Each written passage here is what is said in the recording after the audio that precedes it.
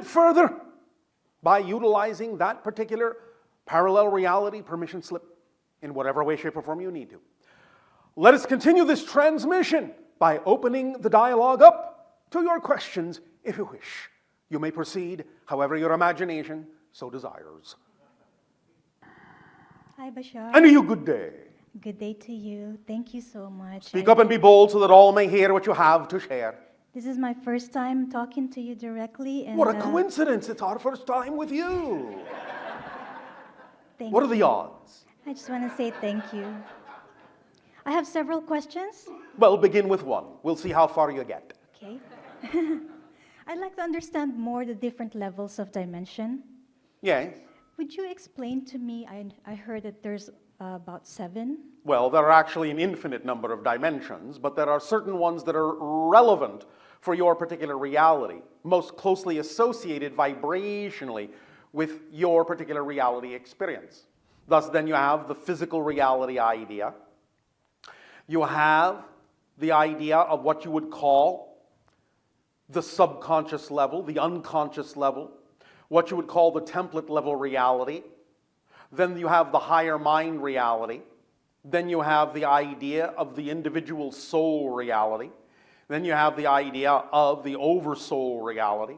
Then you have the idea of the oversoul of oversouls reality. And you have the idea, in a sense, of what you would call all that is. Now, these can still be, in a sense, broken down into different frequencies, different layers, different levels, as befits or benefits your idea of how you wish to relate to the concept of dimensionality. All it really is a different frequency shift. That's all. Some dimensions in that sense can express themselves physiologically in the way that you are familiar with. Some are non-physical. Some are in the kinds of states that you would find your imagination cannot really comprehend. But nevertheless, it all simply has to do with shifts in frequency. In much the same way, you could say that the idea of ice and the idea of water and the idea of steam, in a sense, are different dimensions of the same substance, but they are experienced in different ways because of the frequency of energy, the vibration of energy within them, in their particular focus. Does that make sense to you? Yes, thank you. And just like the meditation that we had earlier, it's related to the different parallels. Yes. It's kind of the same as dimensions. Yes. Any different kind of a shift into a different frequency really is a different dimension. Thank you for your explanation. Yes. My next question is, I've heard a lot about Nibiru and Planet X. Yes. And Comet Isen. And, Yes. We have talked about the idea of what you have called your Christmas comet. Yes. Again, like anything, it is a reflection of what's going on in your collective consciousness. Thus, then, you can utilize it as a reflection, as a symbol of the shifts and changes you are going through, of the new cycles coming up, and how brightly you decide to shine in those new cycles. Because there's a lot of talks about destruction and No. I know there is a lot of talk on your planet about many different kinds of destructive and negative things. And while some versions of Earth will certainly experience those realities, the only real question that is relevant for you is that the reality you prefer or not? Thank you. And if it is not, then the idea of focusing on it is what will paradoxically allow you to experience what you say you don't prefer.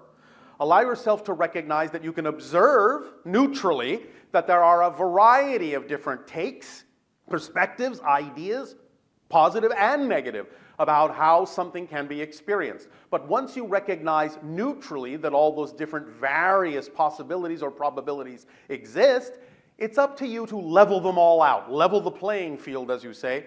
Allow yourself to validate all of them and thus neutralize all of them so that one doesn't stand out more than the other. And once everything is equal in that sense and everything is valid, then you can simply choose what you prefer without invalidating what you don't. Does that make sense? Yes, because you can create your own reality. You are creating your own reality all the time. Thank you. Does that help you? Yes, thank you. I'm now not afraid. Oh, all right. Thank you for choosing your joy instead of your fear. Please remember, it's the same energy. You only have the one kind of energy, in a sense, that is your consciousness. It's simply that you experience it as fear when you filter your energy through belief systems that are out of alignment with your true self, and you feel the very same energy as joy when you filter it through belief systems that are in alignment with your true self. That's how you know whether you have beliefs that are in or out of alignment, is whether you feel the energy as joy or fear. So fear is not to be feared, because fear is a friend. It's a messenger telling you, hey, knock, knock, knock, you have a belief system that's out of alignment with what you prefer to be.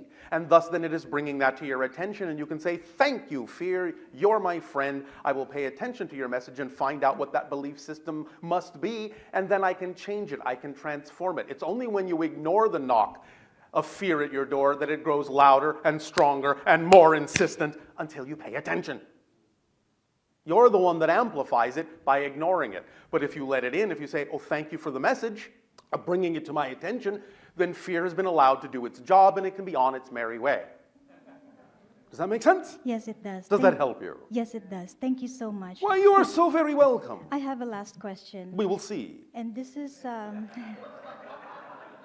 this is about afterlife. Yes. Now, I understand what you mean by that.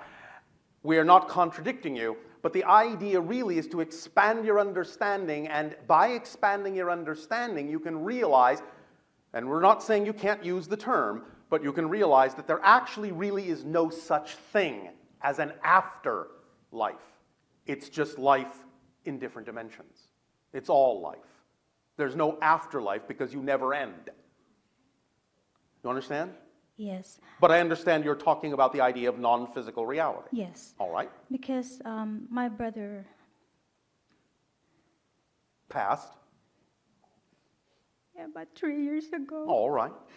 Well, you understand that he's just fine, yes? And I want to know that if I talk to him, can he hear me? Absolutely. In fact, because of the belief systems on your planet, it's a little bit easier for them to hear you than it is for you to hear them. You understand? There's no barriers there in the same way that there are in your physical reality. They don't impose barriers upon themselves. Those barriers drop away, a lot of them, when you're in non-physical reality, in spirit reality.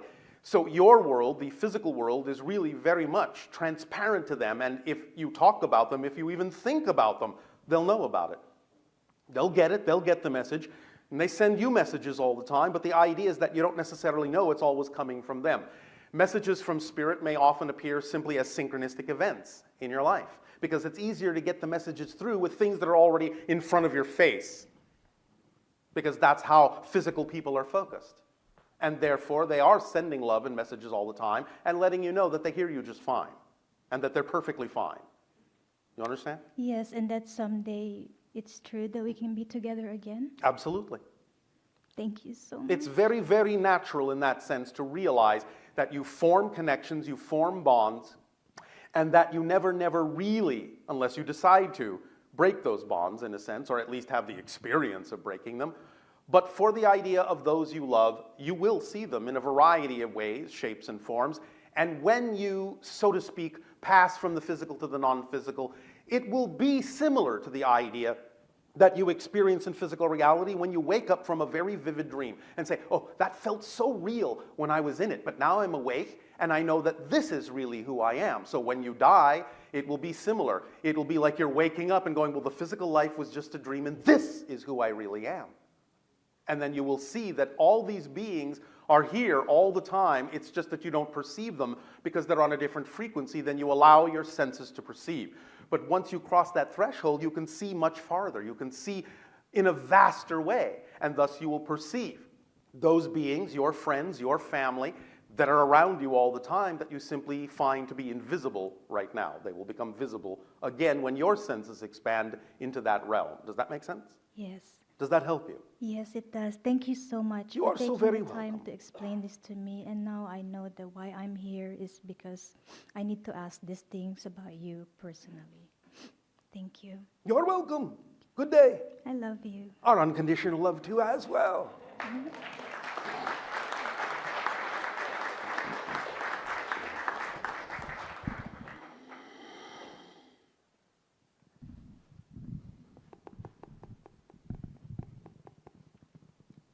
Good day, Bashar. And you good day.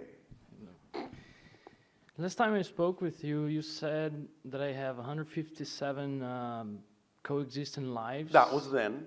And yeah. I wonder how many do I have now? 142, 183, 194, 137, Okay, so it moves 126. really fast. I thought it was a little lower than that. It just depends on the purpose for the co-creation of those projections. So it depends of what kind of reality I'm choosing the next moment? Yes. Because as you become a new person, each new person has a different number of connections. I see. That's relevant to that new person. Perfect. That's why we say, when you become a new person, when you know you are a new person every moment, linearly speaking, you also have a new history, a new Yes. past, and a new future. Everything goes with each new person. The whole kit is different every single time. And if you know that and know how to use that, then you can experience great transformations, because every transformation and every change is a total change, is a great transformation. It's just that you have to experience it that way. You have to know that that's what's happening to have that experience of it in that way. Make sense? Yes. All right. Perfect. And are you able to tell me how many males and females parts of it at this moment? This moment? Yeah. Or this moment? Or this moment? The present one, well. Oh, this one? Well, it's gone. This one. Well, let's fix to this one. May I ask you a question? Yeah. Why do you need to know? I just want to make my chart. You want to make your chart, Yeah, my your pin chart, Yeah, pin your chart. parallel reality Yes. incarnation chart. Yes. Oh, all right. Yes. Well, again, depending on who you are at any given moment, when you're making the chart will determine how many you perceive. But in general, you will find that you will fluctuate back and forth within a range of about 30 to 40% on either side of 50-50. Do you understand? Not at the moment. In other words, think about it as half male, half female. Of course, there are other things as well. So the idea also, though, is that within that window of 20% on each side, for each person, you are generally fluctuating back and forth between those two particular expressions within that window range of about 40% of 20% on either side of center. So sometimes you may find yourself 60% male and 40% female. Oh, I You see. may find yourself 60% female and 40% male. You understand? It'll fluctuate Yes. depending on who you are at any given moment. But you seem to be staying within a general window range of an overall fluctuation of about 40%, 20% on either side of center. I see. Does that make sense to you? Not fully at the moment. Oh, but all right. Later on, I'm sure it will. Well, don't be so sure. Maybe not. Yeah, you're right. And But if you will allow yourself to do the pin chart, you may find that as you're doing the pin chart, this will become clearer to you. great. And How many counterparts of myself I have encountered physically in my lifetime? 3. I thought it was more than that. What's the difference, for example, as you say, there is counterpart and there is a reflection of someone. What's Yes. the difference, for example? Because in a sense, everybody can be my counterpart. Yes, but vibrationally speaking, colloquially speaking, the idea of a counterpart is someone in your particular extension, someone in the oversoul extension of which you are also an extension, having a simultaneous concurrent incarnation overlapping yours. Whereas the idea of anyone else may not necessarily be an oversoul extension. I see. Does that make sense? That makes sense. Is there anyone in this room that is Nope. my counterpart? Okay. And even if there were, I wouldn't tell you. Okay, so you can tell even if I... Okay, I was about to ask who it was, my counterpart. Like I said, even if I knew, I wouldn't tell you. Because You're we would right. be intervening in a process you need to discover on your own. Okay. And can you tell me that I'll be, how many more I would encounter in the future? You have can, the because it's potential probably to run right. across about 7 more. 7 more. During my lifetime? Well, isn't that what you were asking? Yes, it is. And do I have any hybrid children? You have a few. I feel. I'm not going to tell you how many. Okay. And I'm going to see them physically in Maybe. this lifetime? We don't know. Those decisions haven't been made fully yet. There is a high degree of probability, somewhere between 70 to 87%, but those decisions haven't been made fully yet. Cool. And one more question. Are you checking a list? Yes, I have many questions. Oh, all right. But can I take a ride on your ship? I mean, I in a don't dream. know, can you? Yes. Absolutely. I will open the door and let you aboard if you have a ladder that is 1,875 miles high. I do. Well then, I'll see you soon. All right. Thank you very much, Bashar. I appreciate it.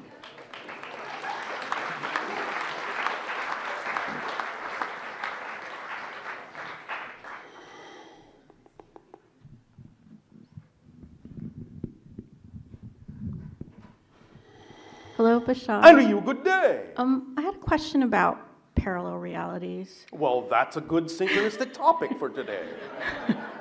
Because there's certain ones that I feel like I definitely cross-connect to. Yes.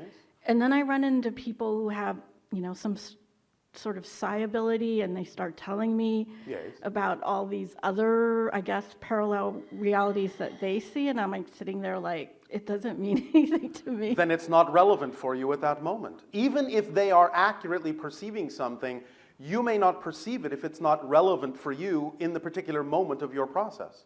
Okay, because when I tell them that, they get really kind of like upset that I'm not, but I'm like, it doesn't, They get what?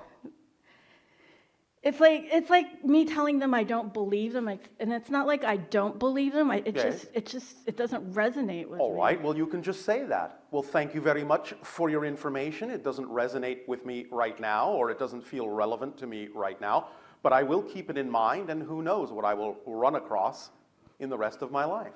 So thank you for your input. I do cherish it, and I will see if relevancy comes into my life with any of the information you have shared with me. So they're just seeing things that the parallel realities that they're seeing, those are actual realities. I just am not. They are probably seeing actual realities, but the degree of relevance may not necessarily be for you what it is for them. Okay. Remember that even as they are giving you the information, there may be a high degree of relevancy for why they are picking up on what they are picking up on for them, maybe even sometimes more than you. And in a sense, the irony there is that because they have seen you and are responding to you and getting information based on your presence in their life, you may actually be doing the reading for them by allowing them to perceive what they're perceiving because you're the catalyst for it. Even though they may think they're reading you, they may actually be reading for themselves. And you're just acting as a mirror. You have to take it on a case-by-case basis. Okay. And the only real measure to go by is, if it doesn't feel relevant for you right now, then just let it slide for the moment. Okay, I think I got what you said. So they're seeing something, but it might not be relevant for me, but it's definitely relevant for them. Well, it may be relevant in some sense for both of you, but not necessarily in the way they may think, not to the degree they may think. The idea, of course, is that there are no accidents, and if you're talking to each other, there is relevance for both of you on some level, even if only that someone is getting a little something out of it by at least helping the other get more out of it. But again, you have to take it on a case-by-case basis as to exactly what direction the greater degree of relevance is in. Okay. Does that make sense? Yes. So all you have to do is just check your own personal self and say, well, that's interesting. Doesn't feel resonant or relevant at the moment, but thank you very much. I will keep it in mind and see what happens. Okay. Yes? Yes. Because again, remember, there is no such thing as a non-reality, so anything you can imagine and anything you can perceive is somewhere, somehow, on some level, a real experience. But again, just because somebody perceives something that they think they're perceiving about you doesn't necessarily mean that it has the same degree of relevance for you that telling you has for them. Great. So actually that was a perfect segue. Oh, all right. To my Thank you next for your question. synchronicity. I was reading this fictional book last night, and it mentioned Mara Totten, who was the daughter of Akhenaten and Nefertiti from Egypt a long time ago. Yes.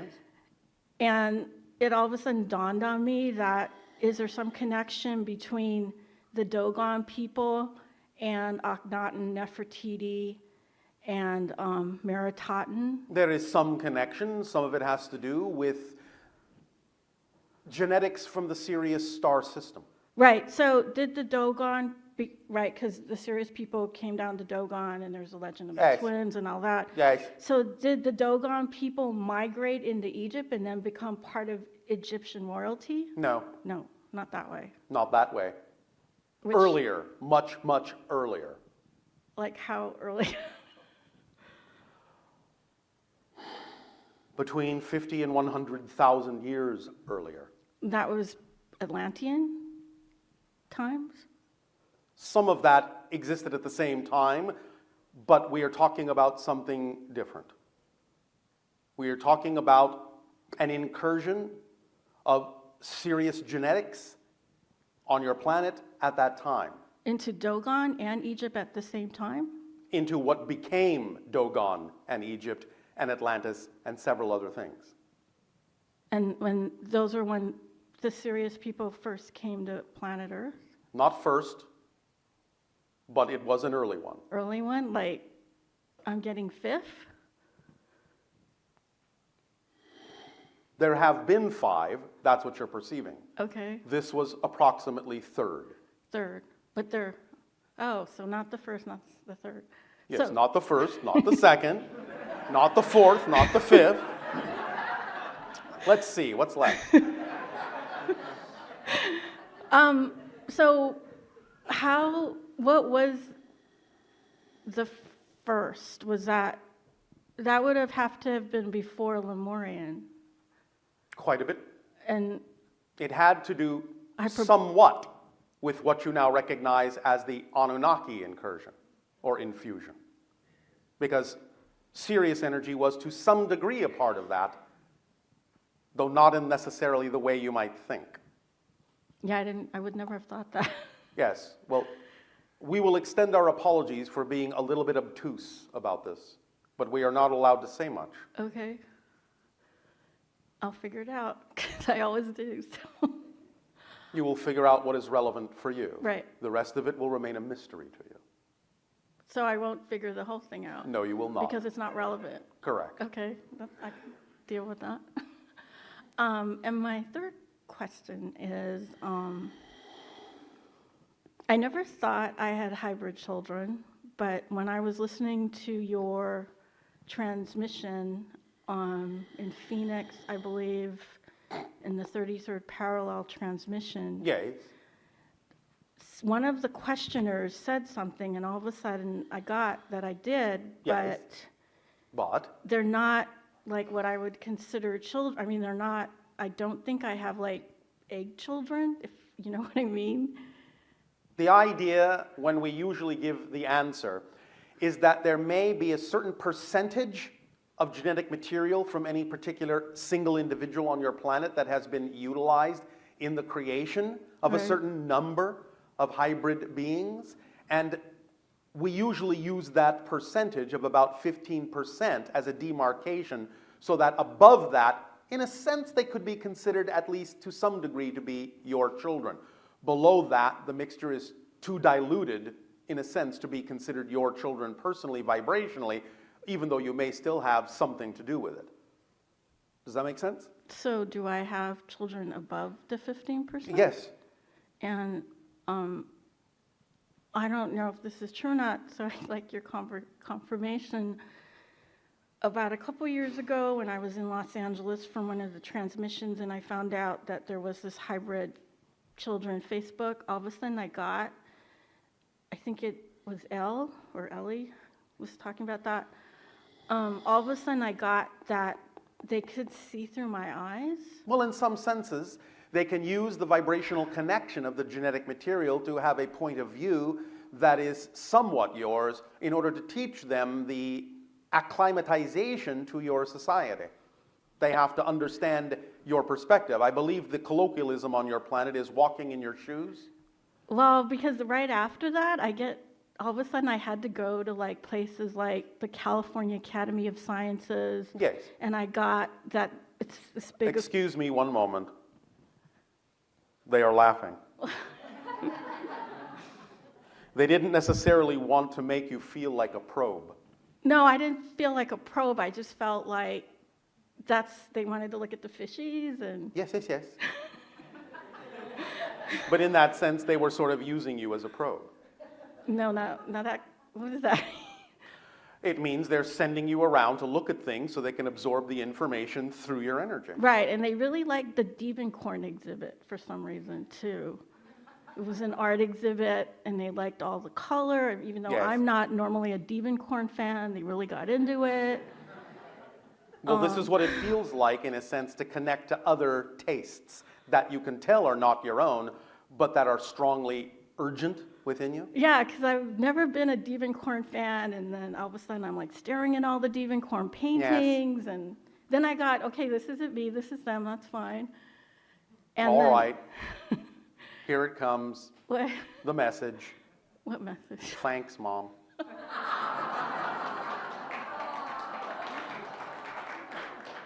Thanks for the education. Does that mean they also want to go to the ballet and opera, too? That's not all. But it's up to you. It really is. And they really like when I go to the exploratorium Yes, thing. They yes. love the space thing. And They want to understand what you understand, Okay. so they can understand how they will fit in.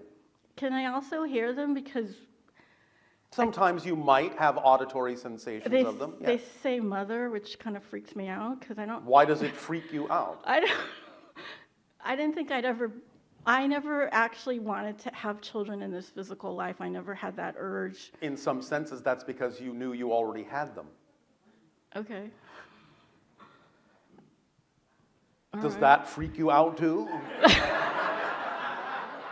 Well, when I first found out I might, it kind of did. I will say that only because Hey, your mom's a freak. I think they already know that. Well, and then it was like, okay, fine. And then all of a sudden it's like, well, maybe that's, even though I never physically wanted to have children, I've been coming up with all these children name combinations, which Yes. I always thought was kind of odd for someone that didn't actually want to have children. Now you know how it's not so odd.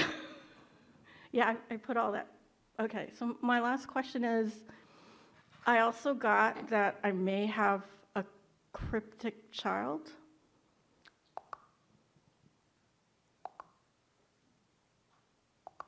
Not in the way you mean it directly, but there is some connection to the cryptics we will not go into. This is for another time. The one that lives on Maui? This is for another time. Okay. And All it right. is not in what you would call your time frame. No, I know that. I know that. All right. All right, that's it. Thank Thank you.